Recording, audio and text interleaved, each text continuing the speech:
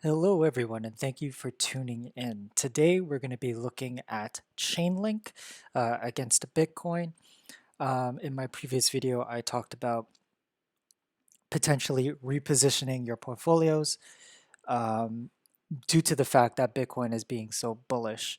And I anticipate it, I don't know exactly when, but it should be sometime soon, where Bitcoin starts to move sideways and we start seeing alts begin to catch up. When we look at the dominance chart, Bitcoin is continuing its bullish rally, increasing dominance over and against the market, which is quite amazing to see. And also we're looking at quickly Ethereum, Chainlink, Uniswap, how in the past 2 months, month and a half, we see a considerable downtrend against Bitcoin with these altcoins. And I said it might be a time now to start slowly repositioning. I have been saying this for a while because this run cannot last forever.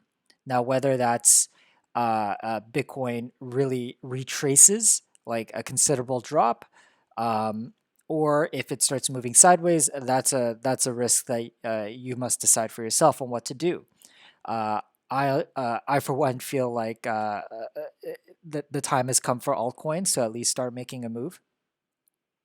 And I've been saying that since like $15,000, ever since we kind of got, or like up to like 14 almost. That when we got to that last point where we all thought that that's where the local top's going to be. However, that's not the case, and we don't know how high this will go. A lot of people will think that it could be coming up to the all time high, the previous all time high, and it almost did. It was like a maybe a smidge under, about $1,500 less than what the all time high was. So. Uh, in this case with Chainlink, I think it's a prime candidate. We have seen it retrace about 50% to the current price. We also see that the macro trend for Chainlink is quite something to see. And when we look at the weekly chart and we look at the 20 weekly moving average, we see that Chainlink does tend to go back to the 20 weekly moving average. On occasion, it does um, go under it, but very briefly. Um, we do see it below, but again, I'm not terribly worried because we've seen it go below before. Uh, at the same time, uh, when we look at the RSI, and I'll flip this here, we do see, I drew it as a rectangle. You can also draw a line of support for the RSI where essentially it has touched multiple times. And every single time it goes into that area, we do see a rebound. I just drew the rectangle because it's a general area where RSI seems to go on. You see it happen here in September 2018, uh, eh, December 2018, April, September back in 2019, and so on and so forth. And all coincides with these drops to the weekly moving average. Currently, right now, we are trending down and we're in that area. So a second point to note is that Chainlink against Bitcoin is currently under like a falling wedge pattern. We see that there was there was a double bottom um, here and here, so to speak. Uh, you could even draw like it was like an actual double bottom, but we see two hits on the lower resistance line. Right now, we're kind of in the middle of it, and we'll see where it goes. But I have a feeling that at some point Chainlink will go to the upside. That is because of this formation here, because of where we are on the weekly RSI, where we are in relation to the weekly moving average, um, and the anticipation that Bitcoin will slow down at some point, and it might happen tomorrow, might happen in a month. I think it might happen like in a few weeks. I don't think Bitcoin is just going to, start moving sideways now. There's just too much attention on it. And there is a potential, there is a very good chance that we drop down first before we see anything happen. But the good thing is that we are quite above the moving average right now. We're about 47% above the moving average, guys. So even if we drop, say, 20%, that would bring us to $14,000 roughly. And we are still well above the moving average. All right. So that's a good peace of mind to take in. That we have a good cushion above the weekly moving average, even if we do drop, and even if we do drop, there's still going to be even like a good area in between the current price and the weekly moving average. At that point, I suspect altcoins starting to pick up. And for the past few weeks, ever since since the first week in November, when I was talking about my Celsius position, but also looking at my Bitcoin position, I have slowly been uh, allocating back into certain altcoins outside of those two coins that I mentioned. Um, because the Bitcoin valuation against these altcoins are a good buy, in my opinion, when you look at what Ethereum's doing.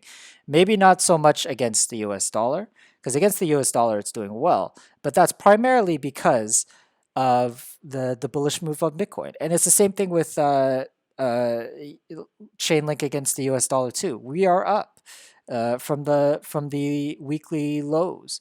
We're up 81% from the wick down. From the candle, we're about 41%. So um, it's looking good against the US dollar. Against Bitcoin, it's a different story. And it's because against Bitcoin, uh, I feel like it's a good buy if you have a decent Bitcoin position and it just got stronger because of these recent moves.